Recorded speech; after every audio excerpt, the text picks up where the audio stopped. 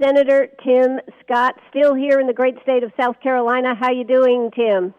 I'm doing fantastic. I'm always excited to be on the I Love Ann show with you. Oh, well, it's nice to have this opportunity to talk to you. But I know that you're very concerned, and there's a lot of confusion about TPA and TPP, and I understand there's even something about TAA out there. So I guess we should just begin talking. You are very much in favor of passing TPA. I mean, you voted for it, and that's why you're calling in to kind of explain some. What can you tell us, Tim? Certainly, TPA is not a trade agreement, which is probably the most important thing that I can get across this morning, that TPA truly gives Congress and the American people more insight into the trade agreements that the president is trying to negotiate. As of today, if you want to know more about trade agreements, what you have to do is you actually have to go into a vault. That is not what I would consider sunlight. You don't have much sunlight in a vault. What TPA does is it sets the framework for the president to come to Congress and then gives the American people 60 days to understand what's in a trade agreement. But TPA itself is only setting the table. It is not a trade agreement itself. So for me, what I want to convey is that it is important for us to keep the president's feet as close to the fire as conceivably possible. And the best way to do that is to make sure that he is not negotiating on his own. We have seen the results of that, and they are not good. They are very, very bad. So the most important consideration we should have, and one of the reasons why conservatives like Hugh Hewitt or Trey Gowdy or Ted Cruz, Marco Rubio, and myself all support TPA, is it actually increases our knowledge, our being the American people and members of Congress, our knowledge on what trade negotiations are going on. But I thought actually, Tim, that when it comes down to voting on what they have negotiated, there is no amendments, nothing can be changed on it. It has to be a straight up or straight down vote. Yeah, that is a very good question. The real question from my perspective is the simple one. If we can set the parameters for the negotiations, do we have more input than waiting until the negotiation is done and then trying to amend the negotiation? That is a very difficult position to be in. I would prefer to negotiate at every step. I would prefer to negotiate by setting the principles and the framework that the president has to negotiate, as opposed to asking for permission to change the agreement after it has been reached. But what would change? I mean, right now we have, I guess, let the TPA, which has been used in the past, it has expired, correct? Correct. Okay. And if nothing is done, if it is not, and the conversation, a lot of it has been about why we have to fast track it right now, why is it that it's so important that it pass right now? There's been no fast track. The truth of the matter is that the negotiations, if you take, for example, the Panama trade agreement that started negotiations under President Bush, but finished a few years later under President Obama, which I think every member of the South Carolina congressional delegation voted for, is a classic example of what actually occurs in negotiations. None of these negotiations are done quickly. Too often, however, the negotiations that are occurring today are done at night under the cloud of darkness. What I would prefer is for us to have the ability to frame the negotiations at the front end and not at the back end, during the daylight and not at night. And if we do that, I think we'll have a much more successful negotiation. So negotiations are never very quick. Ultimately, what we've seen happen recently is the current negotiations that are still going on without fast track or TPA or anything else are still going on. So what I would rather have is a system in place that requires me and other members of Congress to see what's actually happening in the negotiations. That's not fast track, that's TPA. Big difference.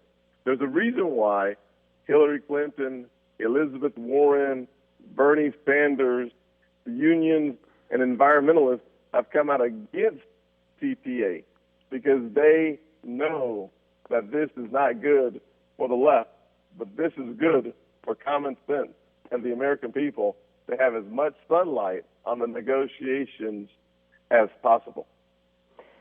But didn't the Senate vote on this TAA, which is essentially a bailout for organized labor in the Senate? Well, yes, absolutely. We had TAA and TPA as one vote.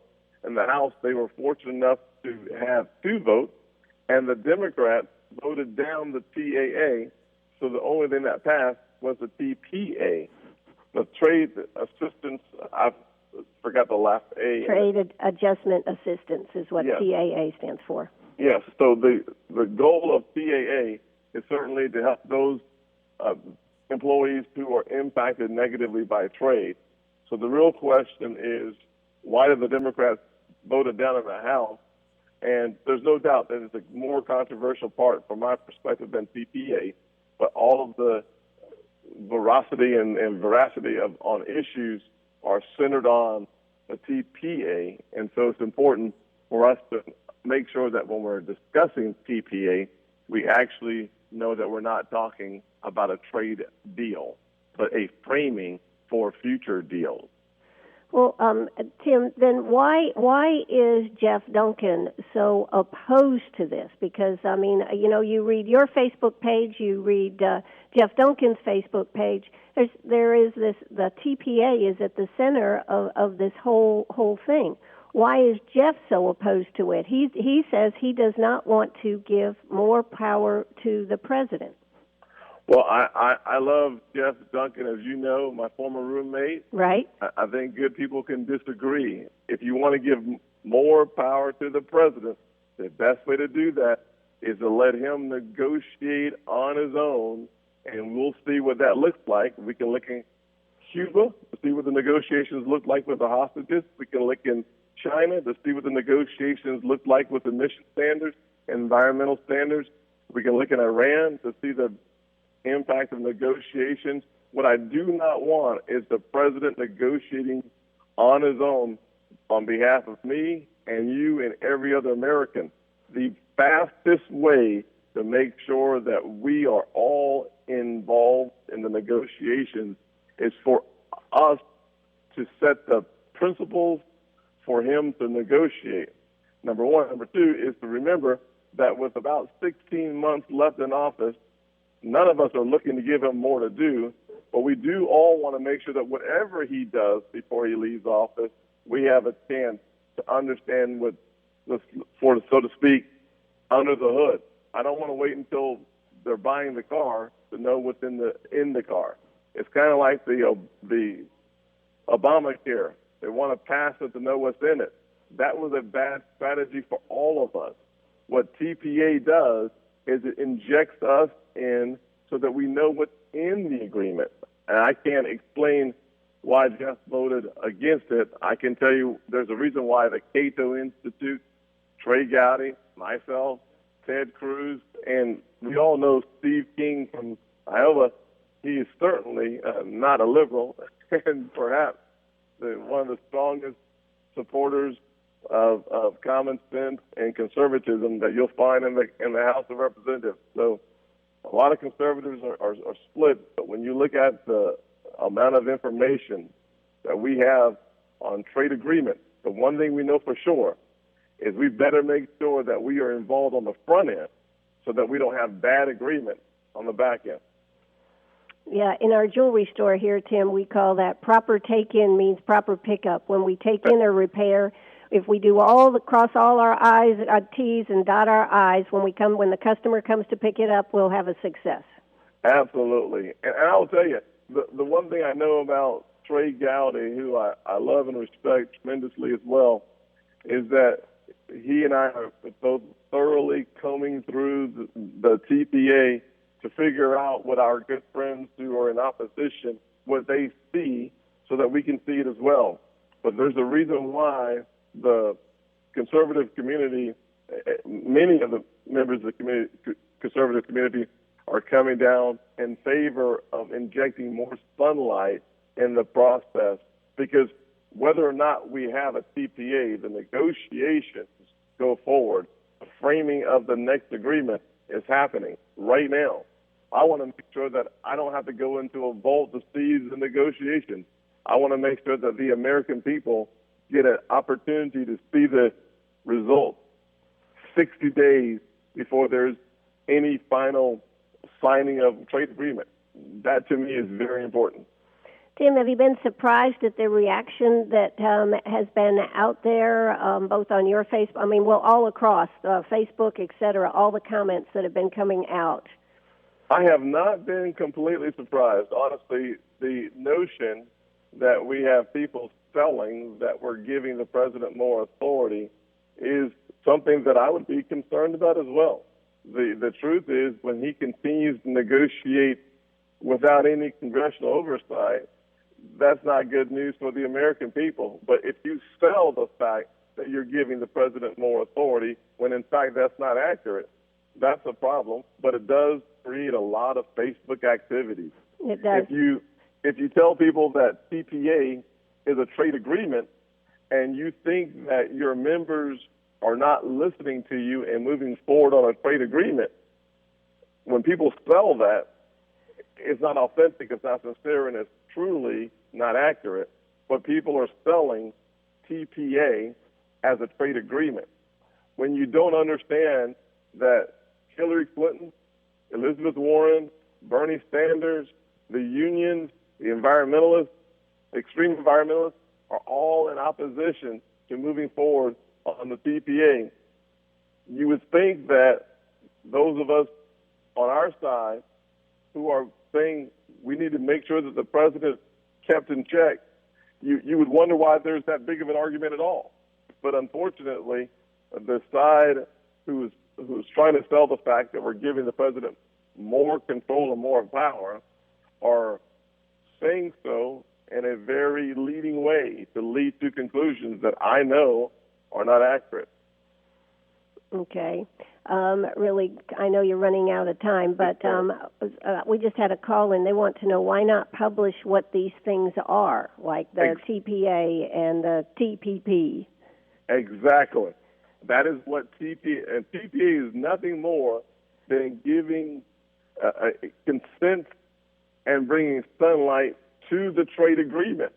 Without the TPA, the only way that caller gets to know what's in the next trade agreement is to go into a vault and to be able to look at it. But right now, they can't do that.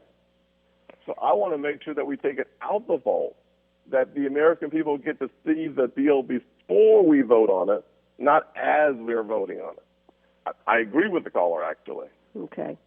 All right. Well, I do know that the TPA, that's 136 pages. If one wants to read it, one can actually go and read it, correct? Yes, ma'am, and we can get you an executive summary if some people prefer that. Okay. There are a lot of questions about U.S. sovereignty that are not accurate, but they need to know the answers. They need to be able to see it in black and white, Section 8, that protects it. There is no enhanced authority on immigration. That is an absolute false statement, but you can see that woven into the framework.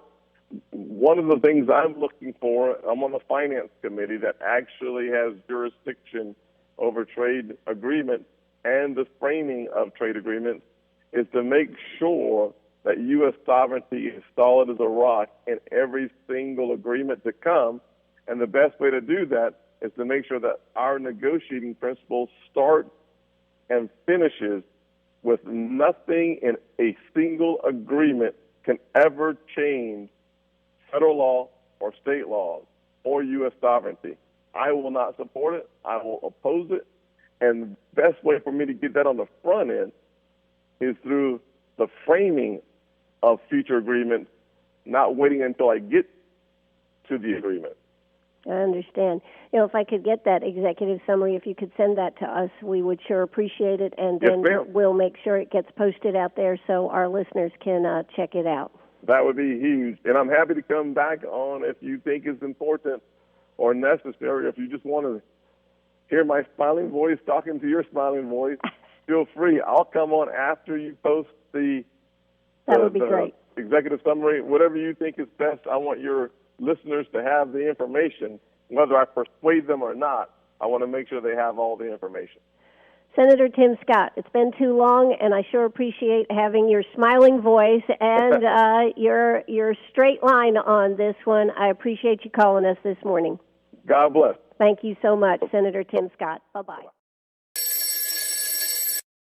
And I do believe we have Jeff Duncan on the line with us. How you doing today, Jeff? I'm doing great, Ann. How are you doing? Well, I'm doing good. I tell you, we had a conversation about TPA and TPP this morning. I guess that's the Terrible People Association, right? TPA? That was a joke, Jeff. Are you there? I am, yeah. Okay. What was the question? I said that was a joke, the TPA, the Terrible People Association.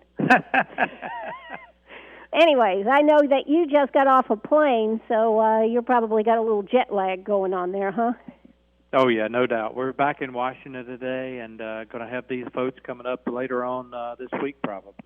That's right. So on this morning, I had Senator Tim Scott on the air with us, and in just a moment, I want to play just a little clip because I asked him, I said, you're on one side of the table on this, and he is for the president having this power, and y'all used to be roommates, correct? He used to be. We don't. I moved out in February a year ago. Yeah, but anyways, I know that y'all have been very, very close, and I know y'all are still friends. But he has a different take, and I thought we might play that, and then you could come back and tell us why you believe that giving the president the TPA, the fast track on the Trade Promotion Authority, is not right. So can we play that clip for Jeff?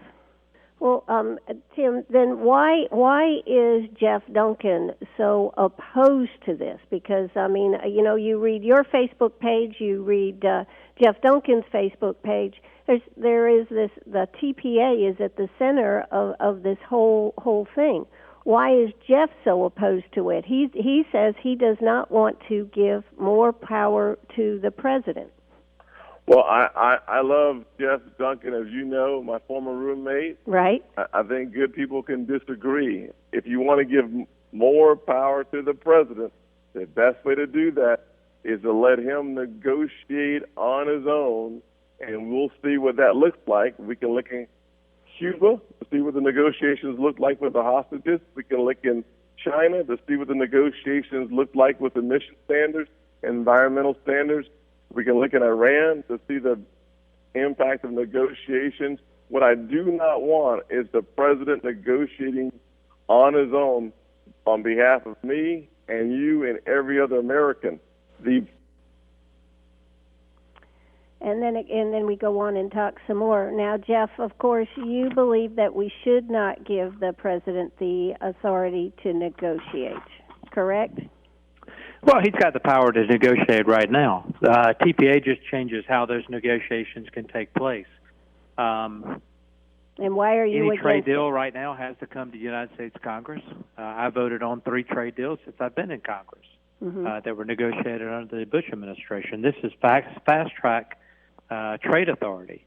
And we're basically being asked to give the president, a president who has lied to the American people, who has done nothing in 6 years but snub his nose at Republicans, has failed to work with us, has taken over the health care sector of our economy, has grown government, who is a progressive, who believes in more globalization, and we're being asked to give him a fast-track authority to negotiate the largest trade deal in American history.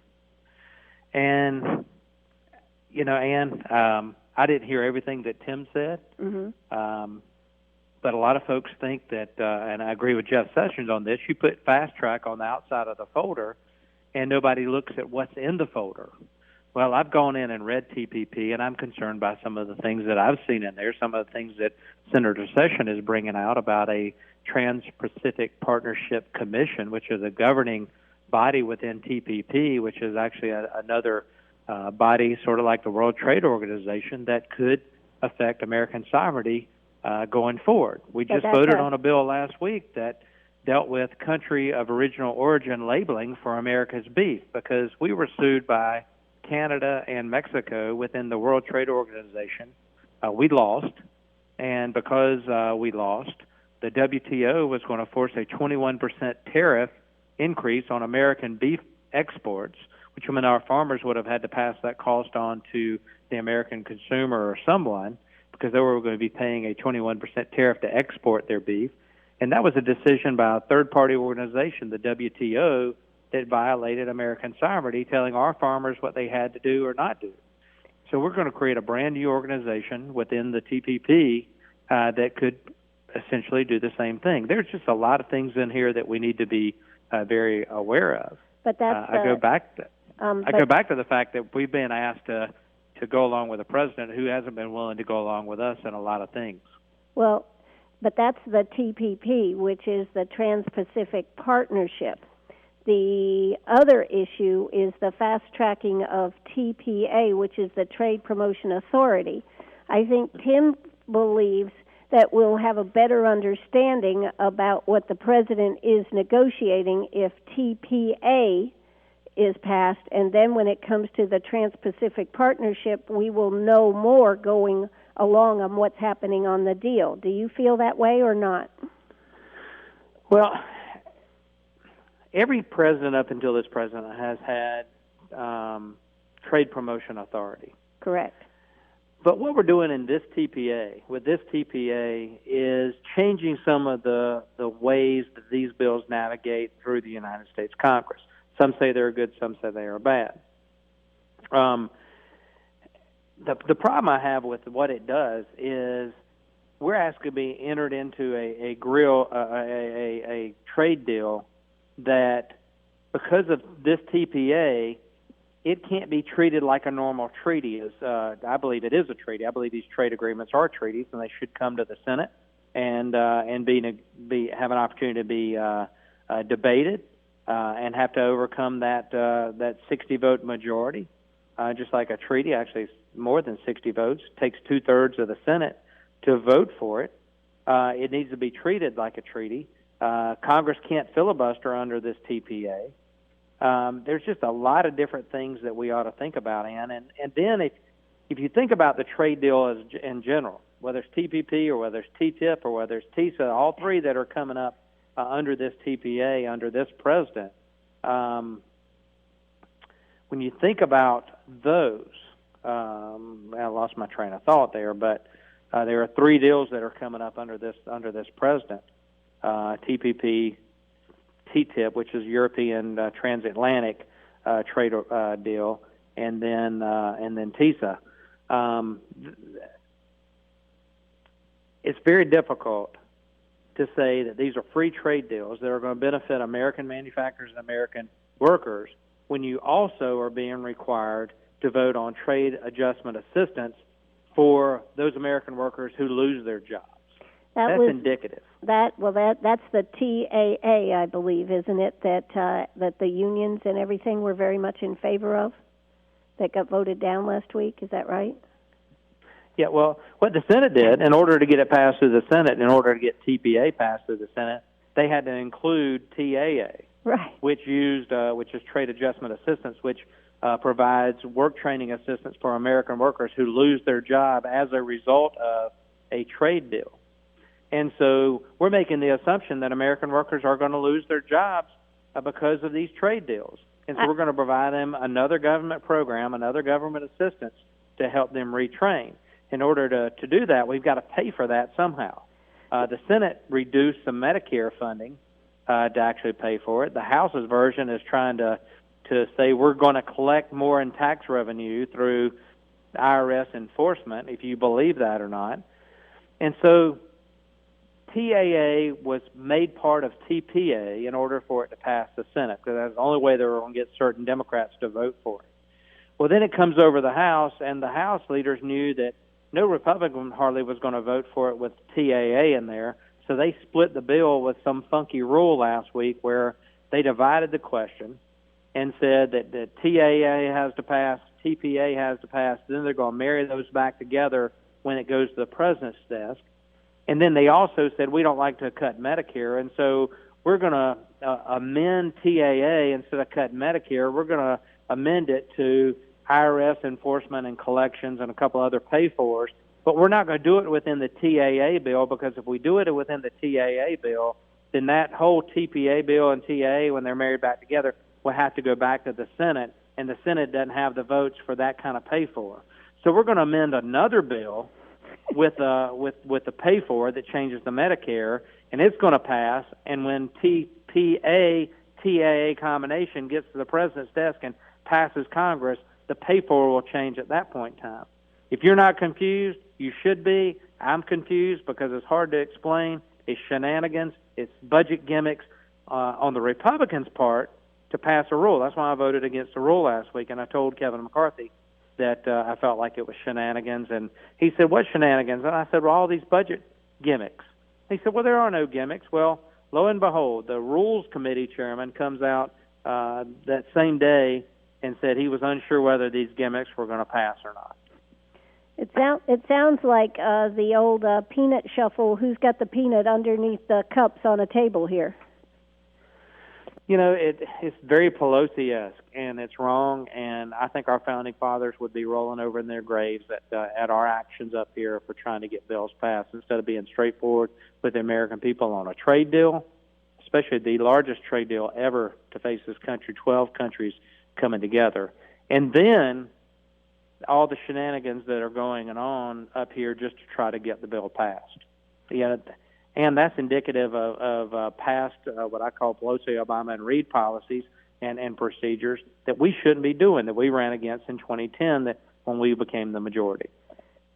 Okay, so you've read the bill on the TPA, correct? I've read the TPA. My staff's read TPA, and I personally have read as much of TPP as I could in about an hour and a half that I had allotted. I went in with the idea of looking at 3 or 4 main sections, and then also looking for some rules on the textile industry that some of my textile companies asked me specifically to look at how certain yarns and country and where those yarns originated and how they affected the final product. I went looking for that, and that's not in there yet because that chapter hadn't been read to my knowledge. So I went in and read as much as I could of it in an hour and a half.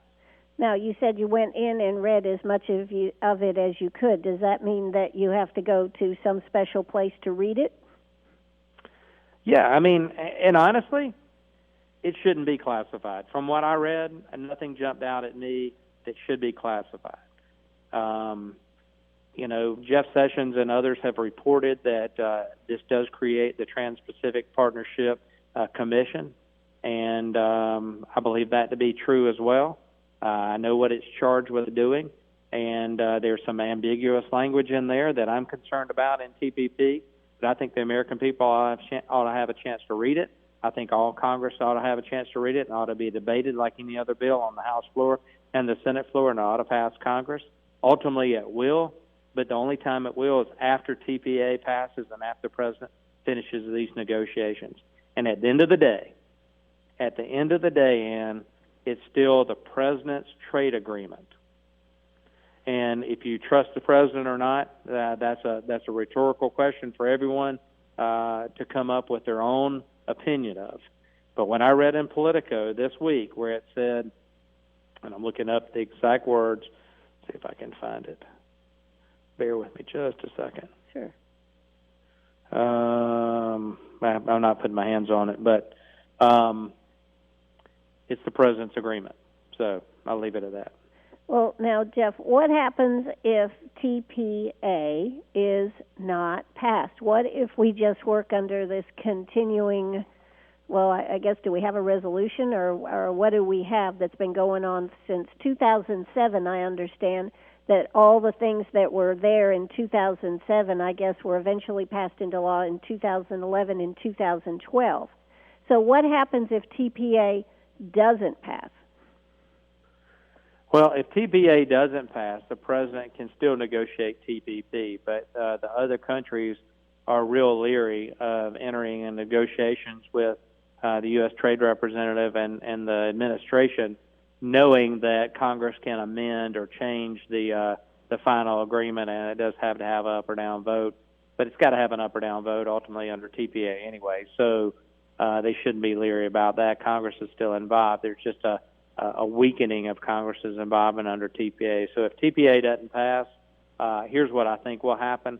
I think that Paul Ryan and the House leadership will go back to the drawing board with Mitch McConnell, and they'll try to bring out some sort of other TPA deal before the summer's out. You know, I saw Paul Ryan on with Chris Wallace, and he definitely was 100% in favor of this whole TPA. Seems to be pushing it very hard. Paul Ryan. I'm sorry, say that one more time. I said Paul Ryan was on with Chris Wallace, I believe it was Sunday morning, and he definitely feels that this is something that should be done. Are you surprised that he feels that way on TPA? I am. No doubt about that. Okay. He is so strong. He's worked now. He's chairman of the Ways and Means Committee. He's worked hard trying to negotiate this. This is a bill that comes through Ways and Means. It also, if you read TPA, it empowers, I believe, the chairman of Ways and Means Committee, because the way the bill's written, any trade deal as it comes in different parts, instead of having a vote of approval on the House floor, has to have a resolution of disapproval brought up by the Ways and Means chairman in the Ways and Means Committee and voted out to the Rules Committee and then voted out to the floor for me and other members of Congress to have a vote on whether we disapprove of the trade agreement or not. That's only if the Ways and Means chairman dislikes the trade deal. If he likes a trade deal, I'll never get a chance to vote up or down on whether I like it or not until the final deal is put together. And wow. So it empowers the Ways and Means chairman. Which I think we Paul need to Ryan. be cognizant of that. Wow. So what do you think is what's going to happen this week? Well, we'll see after tomorrow. They've got 2 legislative days to bring the motion to reconsider on TAA that failed last week. Speaker Boehner, I think it was the Speaker made a motion to reconsider the vote whereby as TAA failed in the House. And so it will come back up. They're trying to twist arms and figure out where the votes are. And we may take that up. If we don't, it'll just die, and they can bring it back up again. They have to go through the Rules Committee and actually bring the bill back to the floor again, so they can do that, but in a different form. So we'll just see what happens. So is it conceivable that the TPA may not even pass? It won't. TPA cannot pass without TAA because TAA was part of the Senate bill. Okay. So we have to pass, because they split them. They divided the question. We have to pass both in order for the bill to either go to the president, or we have to pass both and they can amend them, and then the bill would go back to the Senate. But I think the majority thought here is that the Senate won't be able to get the votes again to pass it, so they don't want to amend it over here and send it back to the Senate. They'd rather pass something clean and send it straight to the president's desk. These are interesting times when Nancy Pelosi sides with those that don't think we need to fast-track it, Jeff. Yeah, I mean, a lot of folks don't want to use the word fast-tracking, but it actually does fast-track, and I just don't. I don't like the deal. I don't like what it does in weakening. I believe weakening the legislative position, and anyway, we'll just see where it goes, Ann. I will try to keep you informed as we go through the week. Well, you certainly had some interesting comments on your Facebook page, Jeff Duncan. Well, if you'll look, most of them don't want me to vote for TPA. That's right. And I think that's overwhelming in my district, overwhelming in the upstate based on all the talk radio I listen to. I haven't heard a lot of folks coming out very, very strongly for TPA at all. Yeah, that's what I thought was very interesting, too, on Tim's page. There were a lot that were upset with him.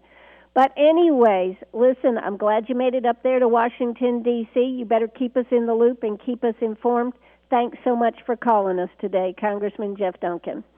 And thanks so much. Have a great day. You have a good one, too. Bye-bye.